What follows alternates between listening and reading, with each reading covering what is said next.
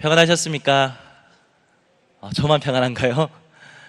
예, 제가 중등부 사역하고 있는데, 뭔가 질문을 던졌을 때, 이제 반응이 오지 않으면 뭔가 마음이 초조해집니다. 어떻게 웃게 될 것인가? 뭐 이런 마음을 많이 생기게 되는데, 아시다시피 저는 이제 중등부 사역을 하고 있습니다. 사실 제가 이제 올해 사역 12년 차가 되는데요. 굉장히 오래된 것 같죠? 예, 사역 12년 차가 되는데, 지금까지 청소년 부서를 한 8년 정도 했었습니다. 청소년 부서를 8년 하고, 그리고 한 대학부 2년, 그리고 이제 내일교회 와서 교구 2년 하고, 그러면서, 이제 나는 이 청소년 부서, 이렇게 주일학교는 이제 끝이다. 더 이상 이제 교육부는 가지 않는다라는 마음을 가지고 있었습니다. 그런데 이제 올해 이제 사역 배치를 하면서 교육부로 오게 되었습니다. 그것도, 중등부로 이제 오게 됐는데요. 중등부 오면서 이제 예전에 함께 이제 뭐 교구에서 뵀던 분들도 그렇고 자주 못 보게 되었어요. 그러면서 이제 서로 만날 때마다 인사가 뭐냐면, 교회 떠난 줄 알았다. 이제 그렇게 많이 이제 물으시더라고요. 이제 말씀하시는데, 이제 계속 이제 제가 이제 본관 쪽에 있지 않고 이제 비전센터 쪽에서 이제 아이들을 만나다 보니까요. 사실 이제 우리 지사님들 그리고 장로님 검사님 뵙기가 쉽지 않았던 것 같아요. 주로 이제 본당 오더라도 이제 금요기도회 잠시 뭐 이렇게 있고, 그 외에는 계속 제가 비전센터에 계속 있었던 것 같습니다. 근데 저희 교회 떠나지 않았고요. 여전히 내일교회에서 사역하고 있습니다. 또 제가 그 중등부 하면서 가장 많이 들었던 얘기가 뭐냐면, 더 젊어진 것 같다. 뭐 그래 말씀하시더라고요. 그런 것 같나요? 예, 진짜 이렇게 말씀해 주셔야 됩니다. 이제, 예. 그런 얘기 굉장히 많이 들었어요. 이제 아이들하고 이제 만나면서 더 젊어진 것 같다. 뭐 그런데 실제로 좀 저도 느낀 것 같아요. 좀 젊어진 것 같습니다. 예, 죄송합니다. 사역하면서 이제 아마 교구 때랑 느낌이 많이 달라요. 왜냐면은 교구를 할 때는 이제 우리 사실 저보다 다 연장자가 다 이제 나이 연세도 많으시고 해서 참 조심스럽게 대하고 했는데, 이제 아이들을 만나게 되니까요. 그 틀을 깨트려야 되었습니다. 그래서 제가 이제 교육부 가자마자 가장 먼저 했는 게 뭐냐면, 이 백팩을 샀어요. 뒤로 매는 가방을. 최대한 젊은 티를 내려고. 백팩을 사고요. 그리고, 예전에 안 입던 옷을 이제 아이들하고 어떻게 만날까 하면서 옷을 이제 꺼내보니까 없는 거예요. 그래서 다 버리고 다시 한번 이제 아이들하고 어울릴 수 있도록 이제 옷을 사고, 그렇게 이제 시작을 했던 것 같아요. 그러면서 아이들 만나고 이제 그렇게 한 6개월을 달려온 것 같습니다. 오늘은 제가 뭐 특별히 뭐 설교를 한다는 것보다 우리 아이들을 만나면서 6개월 동안 아이들 만나면서 제가 사역했던 이야기, 그리고 저희 뭐 중등부 그리고 고등부 그리고 더 나아가서 교육부에 대한 얘기를 잠시 나누고요. 그리고 중요한 거는 뭐냐면은 제가 중등부 사역을 하면서 청소년 사역을 하면서 이 사역자 입장에서 느꼈던 마음들과, 그리고 우리 아이들의 입장에서 제가 오늘은 잠시 좀 나누고 싶습니다. 그래서 오늘 좀 편안하게 들으시면서 지금 이렇구나, 우리 다음 세대가 이렇구나, 좀 이렇게 들어주시면 좋을 것 같습니다. 저희 중등부는요, 참 아이들이 이뻐요. 어떻게 이쁘냐면, 뭐 얼굴이 이쁘다는 건 아니고요. 얼굴이 이쁘다는 건 아니고 다 똑같이 생겼습니다. 아이들은, 특별히 여학생들은요, 헤어스타일부터 모든 게 다 똑같아요. 얼굴에 뭐 화장하는 것도 똑같고요. 예배 시간 보면은 휴대폰 아니면은 거울을 보고 있어요. 뭐 봐도 뭐 바뀌진 않는데, 아이들이 막 그런 애들이 많이 있습니다. 근데 그 아이들이 이뻐요. 그 아이들을 볼 때마다 제가 왜 그 아이들이 이쁘냐면, 그 아이들 마음속에 있는 예수님을 보게 되었습니다. 그 아이들 마음 가운데 있는 예수님을 보면서 하나님이 이 아이들을 얼마나 사랑하는지라는 마음들을 좀 많이 품게 되었습니다. 그러면서 중등부 아이들을 만나면서 참 많은 일들이 많이 있었거든요. 시작하자마자 수련회하고, 그 다음에 뭐 아이들 만나서 겨울 방학 때죠. 겨울 방학 때는 뭐 아이들이랑 이제 신천에 썰매장 가고, 그리고 주로 먹으러 많이 다녔습니다. 이제 먹으러 다니니까요, 교구 때랑 먹는 게 달라요. 먹는 게 달라요. 주로 먹는 게 분식과 치킨입니다. 그래서 그렇게 먹으러 다니면서 아이들하고 얘기를 나누고 시간을 보내는데요. 참 감사한 거는 중등부 사역하면서 하나님께 참 많은 변화들을 주셨습니다. 어떤 변화냐면요. 일단은 저희가 중등부 이제 전체적인 인원이 좀 많이 바뀌었어요. 제 중등부 왔을 때 1월 달 평균을 내보니까 126명이었더라고요. 126명인데 6월 기준으로 172명입니다. 평균 출석이요. 예, 리액션 감사합니다. 오늘도 저희가 한 171명 이제 아이들이 이렇게 왔었는데 그 아이들이 이제 계속 늘어나고 있는 상황입니다. 그래서 저희 중등부실은요 지금 처음 했던 자리에서 지금 자리를 꽉 채웠어요. 그래서 의자를 더 추가하고 그렇게 하면서 이제 함께 예배드리고 있는데 여름이 되면서 이제 아이들이 뭐 밖에 안 나가고 교회로 더 몰려오는 경우가 있습니다. 그래서 왔는데 문제가 뭐냐면 아이들이 잘 안 씻어요. 그래서 땀내가 많이 나요. 땀 냄새가 많이 나고 하는데 그런데도 이제 아이들 만나면서 하는 게 참 행복한 것 같습니다. 뭐 중등부는 좀 이렇게 지내고 있고요. 고등부도 제가 보니까 우리 송성호 목사님도 아이들 굉장히 잘 만나고 또 아이들 뭐 번개팅하고 뭐 그걸 보면서 참 도전이 많이 되는 것 같아요. 아 이렇게 해야 되는구나를 보면서도 배우는 것 같은데 중고등부는요 이제 이렇게 아이들을 주로 만나고 먹입니다. 먹이는 이유가 뭐냐면 예수님의 사역이 시작과 끝이 먹는 사역이었습니다. 가나안 혼인잔치에서 먹었고요. 최후의 만찬에서 먹었습니다. 시작과 끝을 먹었기 때문에 아이들을 계속 먹입니다. 먹이면서 이제 이런저런 얘기를 나누고 그리고 그들 마음속에 있는 고민들을 듣고 그리고 그들에게 고민을 들어주면서 이제는 하나님이 어떤 분인지 소개하고 그런 시간을 주로 보내고 있습니다. 사역하면서 제가 느꼈던 부분이 참 여러 가지가 있는데요. 특별히 사역자 입장에서 느끼는 게 뭐냐면 아이들이 참 불쌍하다는 느낌을 많이 받습니다. 왜냐하면 우리 아이들 가장 많이 압박받는 게 뭔지 아십니까? 가장 고민이 뭔지 아십니까? 공부예요. 공부에 대한 압박을 굉장히 많이 받습니다. 근데 저희들이 이제 부모님들이 가장 착각하고 있는 게 뭐냐면 아이들이 공부를 시키면 공부를 한다고 생각해요. 뭔가 학교를 가고 학원을 보내면 아이들이 성적이 늘어난다고 생각하는데요. 안 그래요. 왜 안 그러냐면요.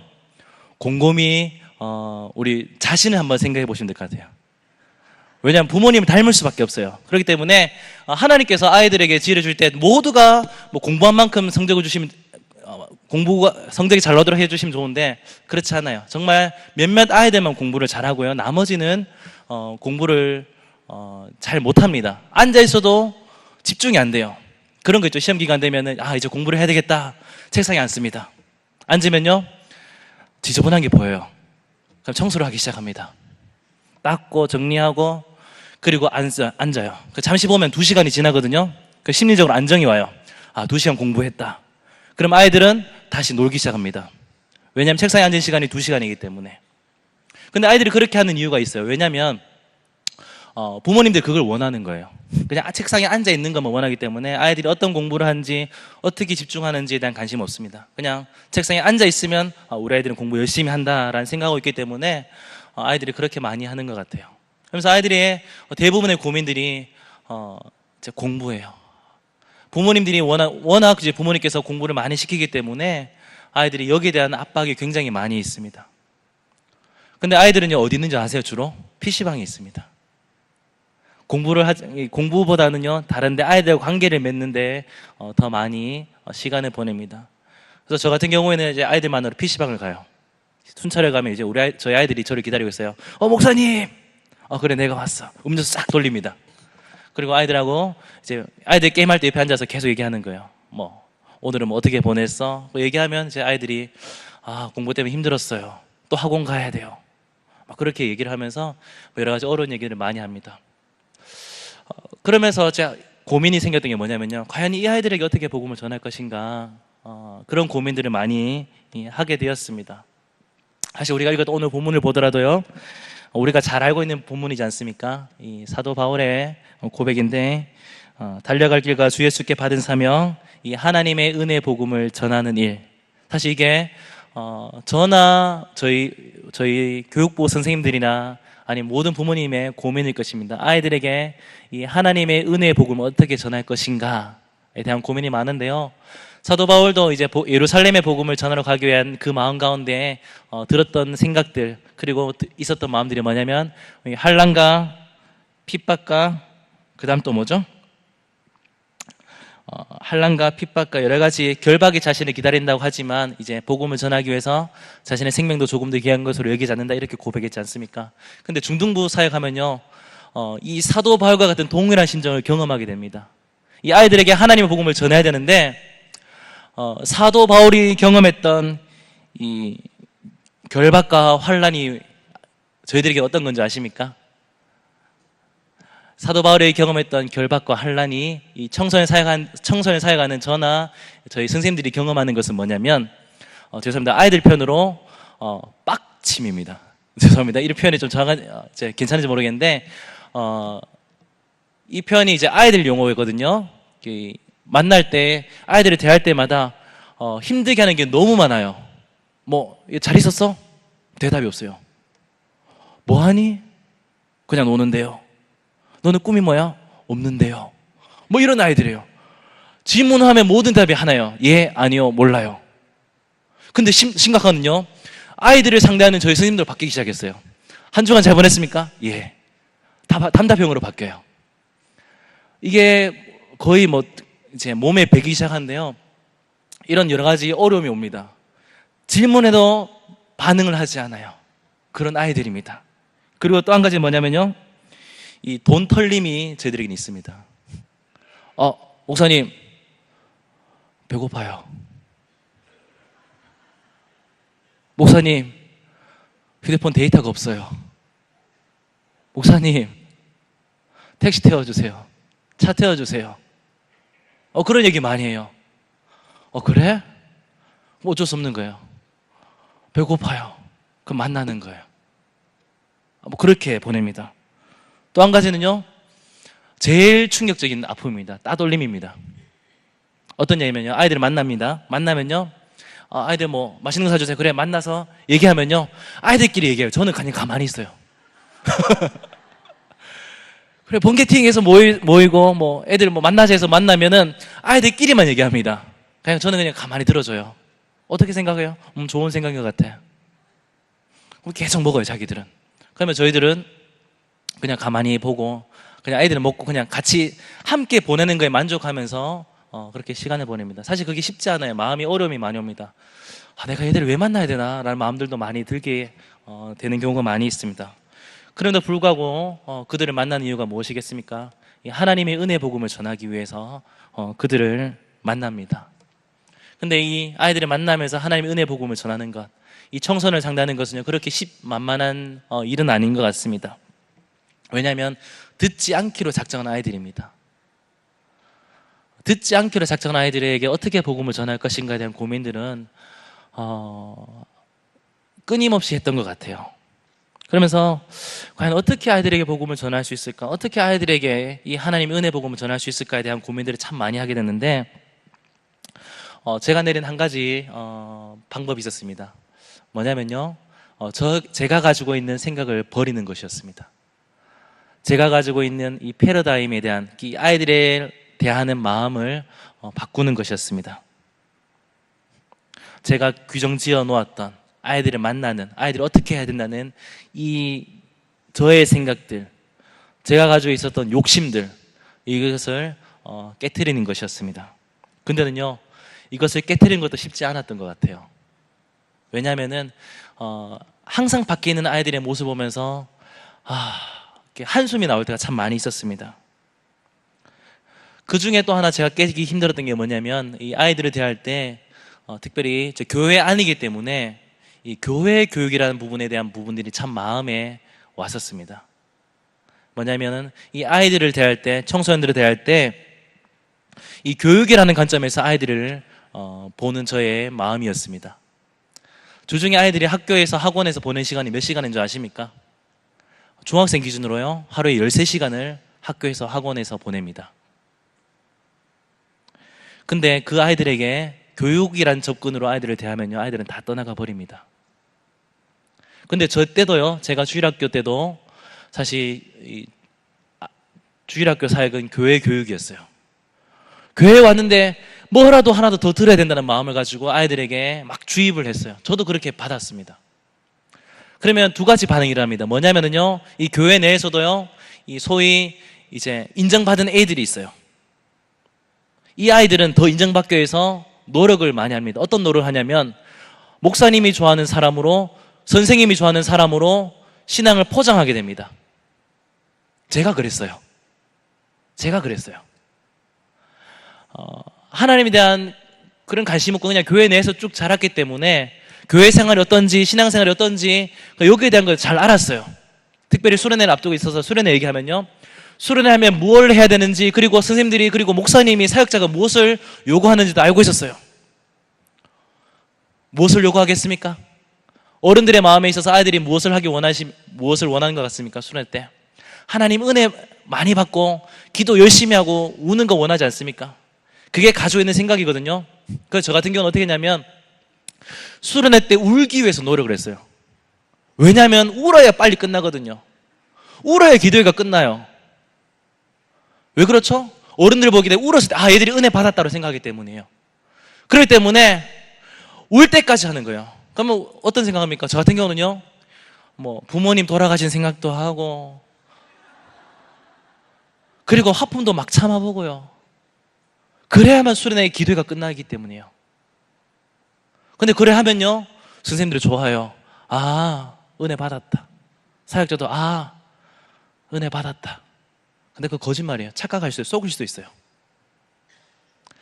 저희들이 이 교육이라는 관점에서 아이들을 그렇게 접근하면요, 정말 교회 내에서 인정받은 아이들은 더 인정받기 위해서 그렇게 변합니다. 그렇게 행동을 합니다. 반대로 그렇지 않은 아이들 어떻게 하는 줄 아십니까? 완전 떠나가 버립니다. 왜요? 교육에 대한 부분에서 찌들려 있거든요. 학교에서, 학원에서, 집에서도 그런 계속 스트레스를 받았기 때문에 교회에서만큼 그것을 피하고 싶은데, 그렇게 하면 아이들은요, 못 버티고 떠나가 버립니다. 그렇기 때문에 이 아이들에게 어떻게 접근할 것이냐에 대한 부분들이 참 많은 고민들이 있었습니다. 어떻게 아이들에게 이 은혜의 복음을 전해야 되겠습니까? 제가 내렸던 결론은요, 이 교육이란 관점에서 벗어나서 이 선교란 관점에서 아이들을 대하는 것입니다. 이 선교가 무엇이죠? 선교가 무엇입니까? 어떤 선교에 대한 정의를 내리면요, 이 타문화권 사람들에게 복음을 전해서 예수 그리스도의 제자로 세우는 것입니다. 그것을 선교라고 말합니다. 우리가 읽은 성경도 마찬가지죠. 이 하나님께서 인간의 문화, 특별히 이스라엘 중심으로 한 이 문화의 토대 위에 말씀을 하셨습니다. 맞죠?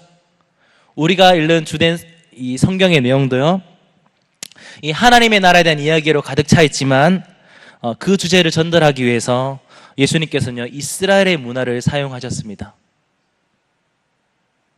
예를 들어서 씨의 비유, 여러 가지 수많은 비유. 우리는 그게 성경에 나오는 이야기지만 그 당시 사람들에게는요, 그 당시 사람들의 문화에 익숙한 이야기였습니다. 하나님의 나라에 대한 복음을 전하기 위해서 그들의 문화에 맞게 그들의 언어로 하나님은요, 복음을 전하셨습니다. 그게 선교입니다. 동일하게 저희들도 마찬가지입니다. 이 아이들에게 복음을 전할 때 어떻게 접근할 것인가? 그냥 내가 가지고 있는 신앙, 내가 만났던, 그리고 내가 경험했던, 내가 알고 있던 주일학교 교육에 대한 부분들을 아이들에게 그대로 전할 것인가? 아니면 이 아이들에게 선교의 대상으로 생각하고 이 아이들을 선교의 관점으로 다가갈 것인가에 대한 고민들을 하게 되었습니다. 혹시 대한민국 청소년 복음화율이 몇 프로인지 아십니까? 청소년, 10대 복음화율 몇 프로인지 아십니까? 3.8%입니다. 한 200만 명 된다고 하는데요, 한 7만 6천 명 정도가 10대 가운데, 10대들 중에 200만 명 중에 한 7만 6천 명 정도가 예수님을 믿습니다. 근데 이 안에 나오는 프로테이지는요, 기독교도 있고 이단도 있습니다. 그러니까 실제로 그 치수는요, 이 프로테이지는 더 낮다고 보시면 될 것 같아요. 그냥 교회 출석 제적 잡힌 아이들 다 해서 7만 6천 명이라는 거예요. 그렇다면 5만 명, 실제로는 5만 명 안 될 것 같아요. 정말 극소수의 수치입니다. 낮은 수치입니다. 근데 성교학에서요, 이 5%대 미만을요, 미전도 종족이라고 얘기합니다. 미전도 종족. 저희들이 보통 선교를 많이 나가잖아요. 복음이 없는 지역에 전도 나가잖아요. 근데 보통 그 기준을 5% 미만대라고 봅니다. 근데 저희 이 청소년 10대들의 복음화율이 3.8%, 5% 미만입니다. 미전도 종족입니다. 신기한 것은요, 이 다음 검색창에 청소년 복음화율을 쳐봤습니다. 연관 검색어가 뭔지 아십니까? 미전도 종족입니다. 연관 검색어도 이 청소년 복음화율에 대한 관심을 가진데 미전도 종족으로 뜨고 있습니다. 사실 더 이상 이 청소년들은요, 이 주일학교는 이 교육의 대상이 아니라 선교의 대상으로 보는 게 맞습니다. 이 선교의 관점으로 아이들을 대해야 된다는 것이죠. 그렇다면 이 아이들에게 어떻게 이 선교의 관점으로 복음을 전할 것인가? 제가 했던 사역을 잠시 또 나누도록 하겠습니다. 먼저는요, 말씀드렸던 것처럼 이 고정관념을 버리는 것이었습니다. 쉽지 않은 문제였습니다. 어떤 고정관념이냐면, 내가 중고등부 시절에는,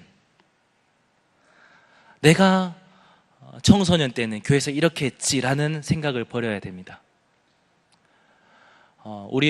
저도 그렇고요, 이제 우리 어르신들 교회 청소년 시절에 교회에서 어떤 거 했나요? 주로 청소년 시절 생각하면 떠오르는 게 뭐가 있습니까? 저는요, 어릴 때 기억이 뭐냐면 탁구가 기억나요. 교회 지하실에 탁구 치던 거. 그리고 이 모여서 막 이불 덮고 제로 막 때리고 그런 기억나고요. 그리고 조금 우아한 행사를 하려면 뭐 시와 찬매의 밤, 문학의 밤 뭐 이런 했던 기억이 납니다. 근데 한번 생각해 보십시오. 그때 그거는요, 그 당시의 문화였습니다. 그 당시에 놀 수 있는 게 그것밖에 없었어요. 그 당시에 청소년들이 할 수 있었던 게 그것밖에 없었습니다. 그것을 교회에서 했던 거예요. 근데 그 생각 가지고 지금 아이들에게 교회에서 이렇게 해야지 하면요, 그건 딴 나라 이야기입니다. 내 때 이렇게 했는데 이렇게 하면 좋을 것 같아. 아니에요. 아이들은 못 알아들어요. 힘들어요. 왜냐하면 경험해보지 못했기 때문에. 지금 아이들의 문화에 맞게 그들을 섬겨야 됩니다. 이 고정관념을 깨는 게 쉽지 않아요. 항상 이 문제를 부딪힐 때마다 마음이 아파요. 최대한 아이들의 입장에서 설려서 얘기하면 이 부딪히는 현실의 부분들이 쉽지 않습니다. 근데 저희들이 생각하는 게 뭐죠? 내 때는, 내가 중고등학교 때 이렇게 은혜 받았기 때문에, 이렇게 교회 안에 있었기 때문에 우리 애들도 이렇게 해야 되는 마음들이 많이 있어요. 뭐 이건 어느 누구나 가지고 있는 마음입니다. 근데 그거 깨셔야 됩니다. 그걸 깨트려야 아이들을 만날 수 있습니다. 아이들과 대화를 할 수 있습니다. 이걸 깨트렸다면 이제는 뭘 해야 되냐면요, 그들의 문화를 배워야 됩니다. 내가 가지고 있는 문화, 내가 가지고 있는 고정관념을 깨트리고 이제는 우리가 만나야 될 우리의 자녀들이 있는 그 문화를 배워야 돼요. 제가 우리 아이들을 쭉 살펴봤습니다. 근데 요즘 아이들이 가장 많이 하는 문화가 뭔지 아십니까? SNS입니다. 페이스북, 카카오 스토리, 인스타그램. 혹시 이 중에 하나라도 아시면 감사하고요. 예. 근데 제가 더 놀라운 건 뭔지 아십니까? 우리 부모님들이 아이들이 페이스북, 카카오 스토리, 카톡 너무 많이 한다고 걱정하시는데요. 사실 우리 아이들보다 우리 어른들이 더 많이 하는 것 같아요. 우리 어른들 진짜 카톡 많이 오시거든요. 방금 통신부에서 내린 결정입니다. 국민들은 잘 모르는 겁니다. 이렇게 하면 휴대폰 요금 20% 할인됩니다. 한 100통은 받은 것 같아요. 어른들은 하잖아요. 근데 아이들은 못하게 해요. 근데 아이들이 그게 현재의 문화입니다. 아이들이 지금 하고 있는, 일상적으로 대하고 있는 게 그거예요. 심지어 제가 어떻게 했는지 아십니까? 아이들을 대할 때 어떻게 했냐면 폰을 만지고 있어서 폰으로 대한 적이 있었어요.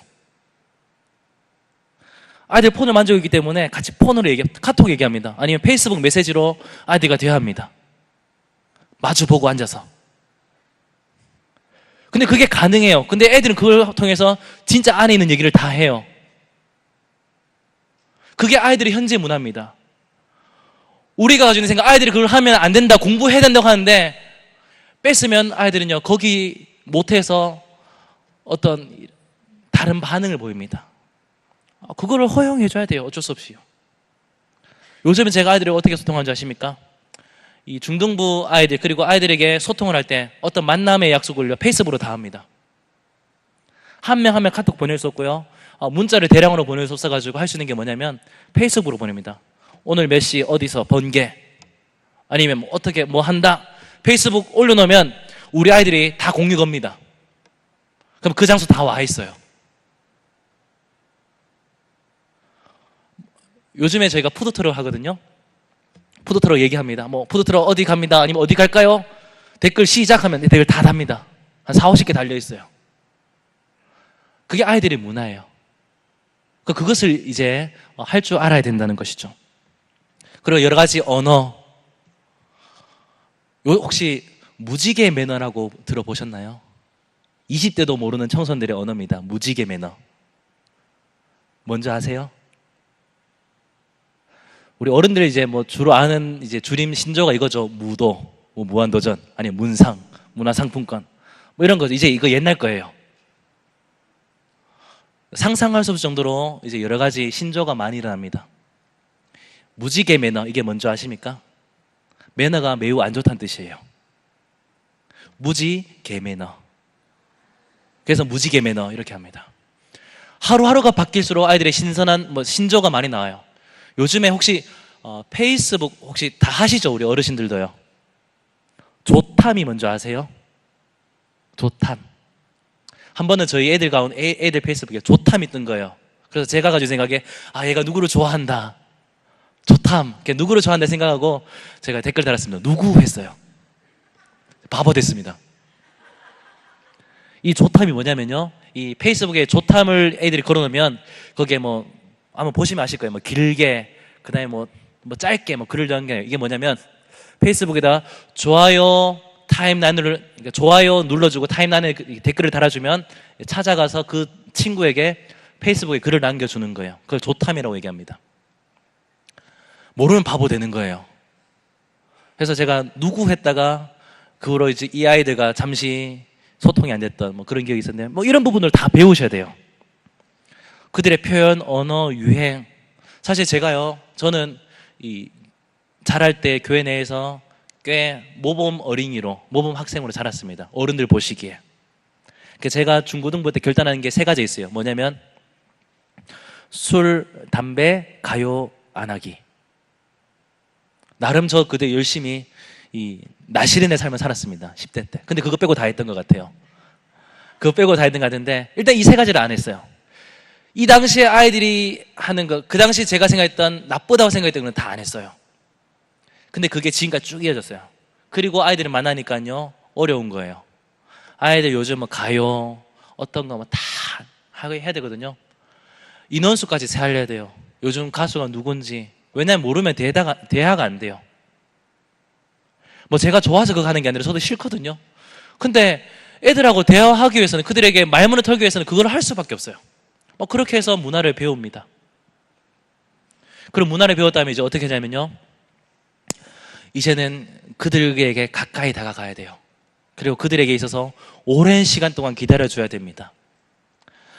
보통 선교사님들이 선교 가시면요, 2년을 언어와 문화를 배웁니다.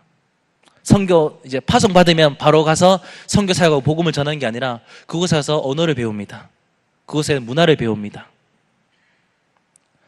그리고 하나씩 다 배우는 거예요. 그리고 이제 어떻게 하냐면요, 그들과 관계를 맺습니다. 보통 한 7년 정도 기간을 잡아요, 선교사님들이. 우리의 생각에 파송하고 하면 바로 복음을 전하는 것 같지만 복음을 전하기까지 한 7년 정도 시간을 보냅니다. 그때 동안요, 오랫동안 기다려야 돼요. 오랫동안 그 선교지에 있는 사람들을 만나요. 관계를 맺는 거예요. 동일하게 이 아이들을 대할 때는요, 오랫동안 기다려야 됩니다. 사실 그 시간이 쉽지 않아요. 사역자의 입장에서 가장 욕심이 뭐냐면요, 제때에 아이들이 바뀌는 거예요. 제때에 아이들이 변하는 게 사실 사역하면서 가장 큰 기도 제목입니다. 근데 이건 저의 욕심인 거예요. 이건 제가 가지고 있는 욕심이었습니다. 제 때 아이들이 뒤집어지고 변화되고 확 바뀌어버리는 거, 이건 저의 욕심입니다. 이 아이들이 바뀔 때까지는요, 굉장한 오랜 시간이 걸립니다. 그때까지 기다려줘야 돼요. 그때까지 품어줘야 돼요. 한 번 어떤 적이 있었냐면요, 이 중등부 사역하면서, 그러니까 유초, 중고등부 사역 중에 어떤 사역이 있냐면, 이 푸드트럭 사역이 있습니다. 푸드트럭을 이제 학교 앞에 가서, 이제 아이들에게 뭐, 다른 것 안 해요. 아이들에게. 그냥 내일 교회에서 왔다. 섬기기 위해서 왔다. 배고픈데 공부하는데 힘들지? 먹어. 라는 관점에서 아이들이 먼저 여러 가지 음식을 푸드트럭 나가서 이렇게 아이들을 만납니다.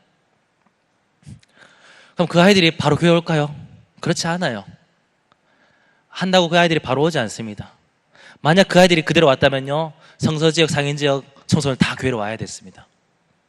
그냥 오랫동안 기다리는, 그냥 아이들이 섬긴다고 생각하고 그냥 쭉 흘러보냅니다. 그리고 그냥 그 아이들 보고 기도하는 거예요.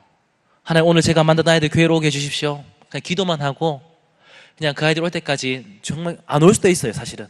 근데 오랫동안 기다리는 겁니다. 푸드트럭 얘기 나와서 재밌는 하나 이야기 알려드릴게요. 한 번은 대구에 있는 어느 중학교에 이제 푸드트럭 들어갔습니다.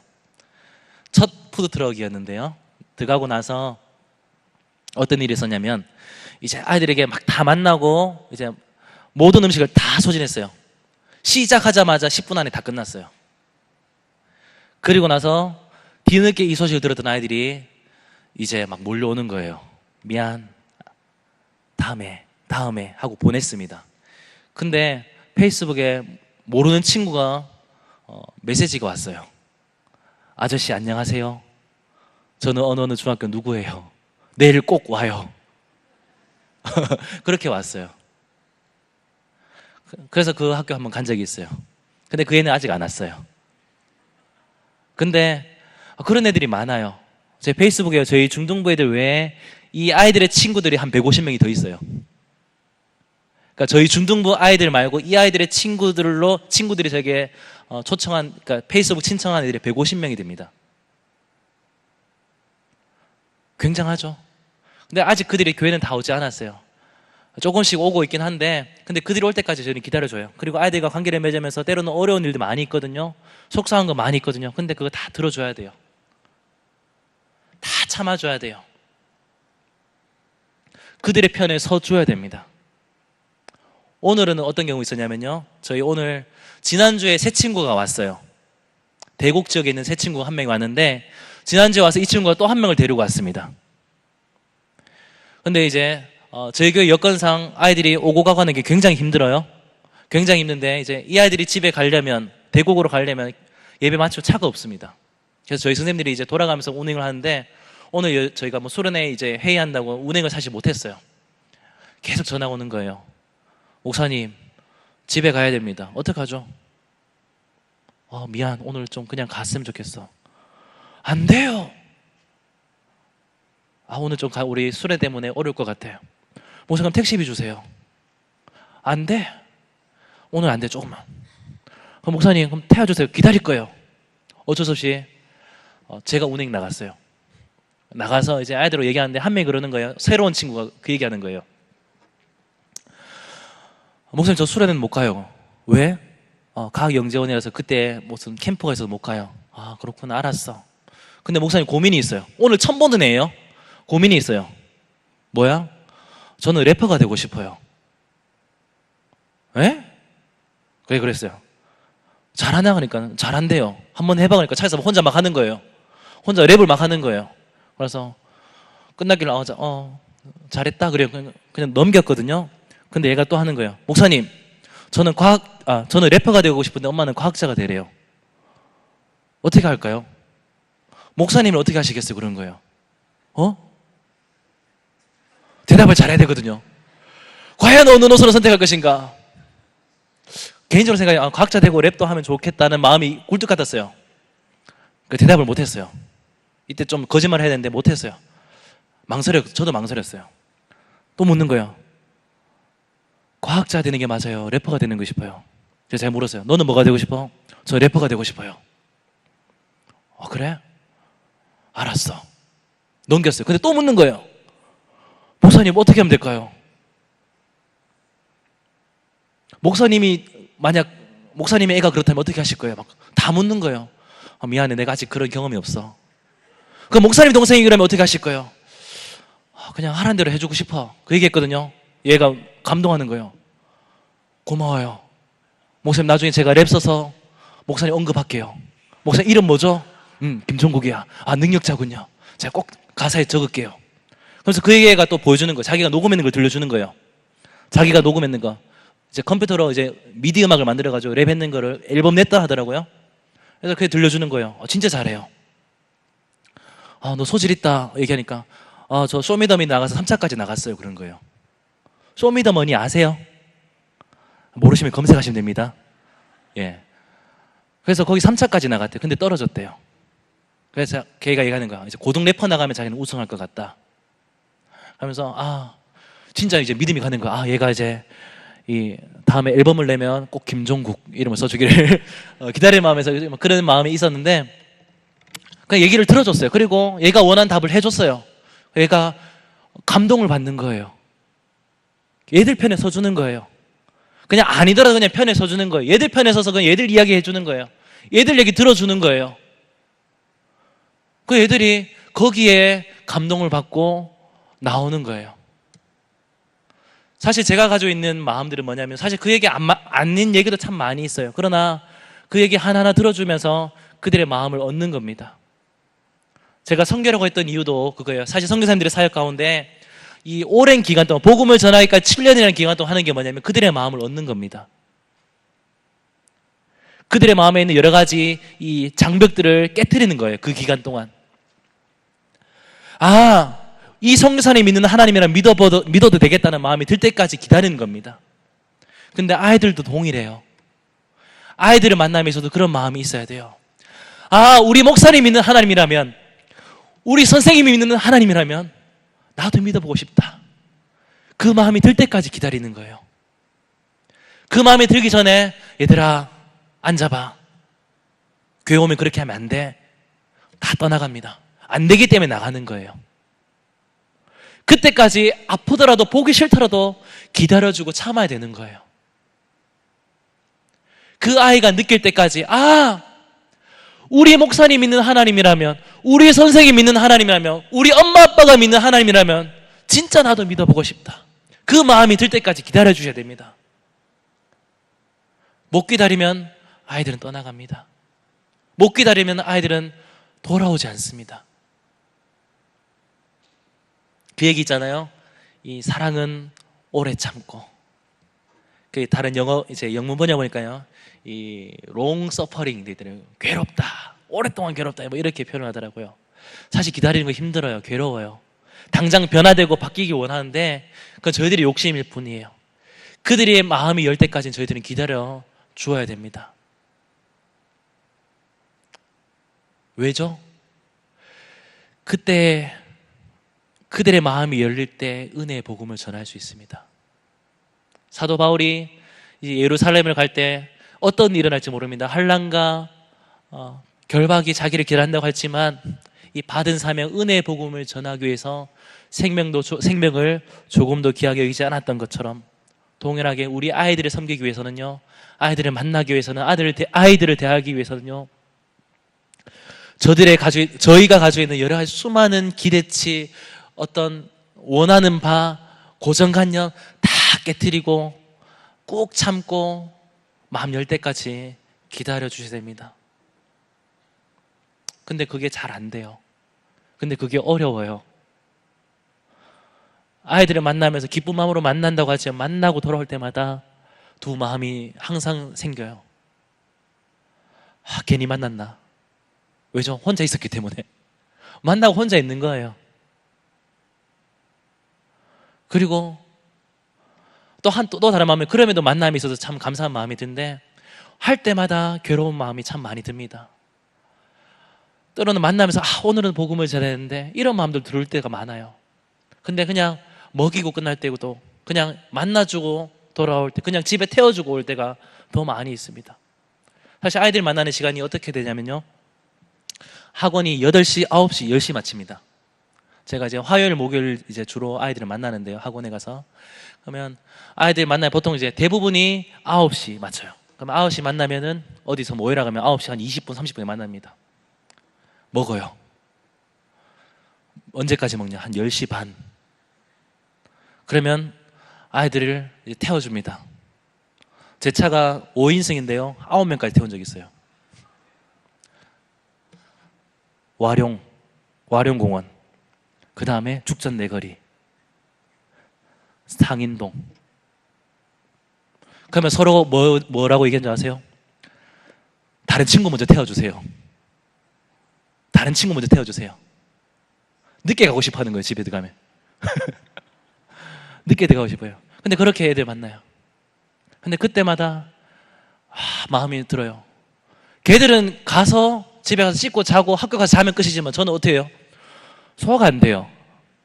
그러면 소화될 때까지 제가 한 3개월 전에 몹시 아픈 적이 있었습니다. 한 음식을 일주일 동안 못 먹었어요. 살이 한 8kg 빠졌어요.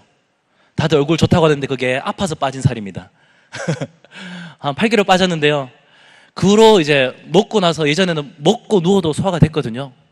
근데 그 후로는 이제 그게 안 되는 거예요. 병원에서도 먹고 난 뒤에 2시간 눕지 마세요. 그러는 거예요. 그럼 애들 만나고 오면 집에 오면 11시입니다. 먹은 시간으로 하자면 10시 반 정도 끝난 데 자면 최소한 12시까지는 못 누워 있어요. 거기 끝이 아니잖아요. 아침 새벽에 나와야 되잖아요. 굉장히 힘들어요. 근데 이제 그렇게 만나면서 근데 아이들의 마음을 얻기 시작했습니다. 그 마음을 이제 애들이 알아주더라고요. 그냥 애들이 얘기하면은 뭐 해라 그러면 애들 따라오고 어떻게 해라 하면 애들이 이제 와서 그 어떤 여러 가지 자기들의 얘기를 다 나눕니다. 이제는 아이들이 어떻게 하냐면요. 어떤 애들은 이제 복음에 대해서 좀 알려달라라는 애들도 생겨요. 제가 막 앉아봐 얘기해 줄게 하지 않으라도 그런 애들이 있습니다. 새가족 중에서 있어요. 의외로 기존에 있는 아이들보다 새가족들이 그런 애들이 더 많이 있습니다. 그렇게 아이들을 만나면서 관계를 맺고 있습니다. 근데 이거는 뭐 중고등부 사역자와 교사들만이 감당해야 될 문제는 아닌 것 같아요. 우리 부모님들이 함께 해주셔야 됩니다. 부모님들이 도와주셔야 됩니다. 수련회 때마다 가장 아픈 게 뭐냐면요. 수련회 앞두고 수련회보다 다른 데 더 먼저 보내십니다. 괴로워요. 마음이 아파요. 아이들이 바뀔 수 있는, 아이들을 더 가까이 할 수 있는 시간들이 이 시간인데 아픈 마음들이 참 많이 있어요. 물론 여러 가지 이유가 있겠죠. 근데 그럴 때마다 오는 여러 가지 마음들이 참 많이 있습니다. 저와 저희 선생님들은요, 아이들 한 명으로 들어가기 위해서 계속 전화합니다. 왜죠? 이 자리에 있어야 아이들과 먼저는 친해지고요. 이 아이들의 얘기를 들어줄 수 있어요. 하나님을 뜨겁게 만나기 전에 먼저 아이들과 관계를 맺을 수 있는 시간이 이 시간이 정말 특별한 시간이거든요. 우리 부모님들이 좀 도와주십시오. 그렇게 해주셔야 됩니다. 그렇지 않으면 아이들 못 만납니다. 아이들과 얘기할 수 없습니다. 관계가 안 됐는데 어떻게 복음을 전하겠습니까? 복음을 전할 때요, 예수 믿어서 했을 때, 그리고 전도지 돌렸을 때 통계상 만장당 1명 전도됩니다. 아무 관계도 없었을 때. 그렇다면 정말 아이들에게 인격적으로 복음을 전하고 진작 얘기 나눌 수 있는 시간은요, 아이들과 소통할 수 있는 시간이에요. 사실 그 시간이 수련회예요. 이런 얘기 나누고 아이들 얘기 들어주고 관계 맺고 나면요, 아이들이 마음이 진짜 열립니다. 여기 계신 부모님 도와주십시오. 그리고 이 아이들을 위해서 기도해 주십시오. 기도가 필요합니다. 이 하나님의 은혜 복음 전하는 것 몇몇 사역자, 몇몇 교사로 감당할 수 없습니다. 함께 해 주셔야 됩니다. 그 일에 함께 동참해 주십시오. 제가 제목을요, 10대는 무조건 사랑받아야 합니다라고 정했습니다. 사실 이거는요, 올해 사역 시작하면서 하나님께 저에게 주셨던 마음이에요. 제가 좋든 제가 싫든 얘들은 사랑받아야 될 아들입니다. 하나님의 사랑을 받아야 되고요, 부모님의 사랑을 받아야 되고, 교회의 사랑을 받아야 될 아이들입니다. 무조건 사랑받아야 돼요. 잘생기건 못생기건, 공부를 잘하건 못하건, 착하건 안 착하건, 나쁜 짓을 하건 안 하건 상관없이 사랑받아야 될 아이들입니다. 이들을 사랑할 수 있는 방법은요, 저희들이 그들을 가까이 하는 것, 이 아이의 길을 들어주는 것, 저희들이 참는 것, 그리고 하나님의 사랑을 받는 것은요, 저희들이 이런 먼저 과정을 거쳤을 때, 그리고 하나님, 우리 선생님 믿는 하나님, 우리 목사님 믿는 하나님, 우리 부모님 믿는 하나님이라 믿어보고 싶다. 그때 진짜 하나님의 사랑을 느낄 수 있습니다. 그때까지 우리 아이들이 이런 사랑을 받을 수 있도록 함께 헌신해 주시고 기도해 주셨으면 좋겠습니다.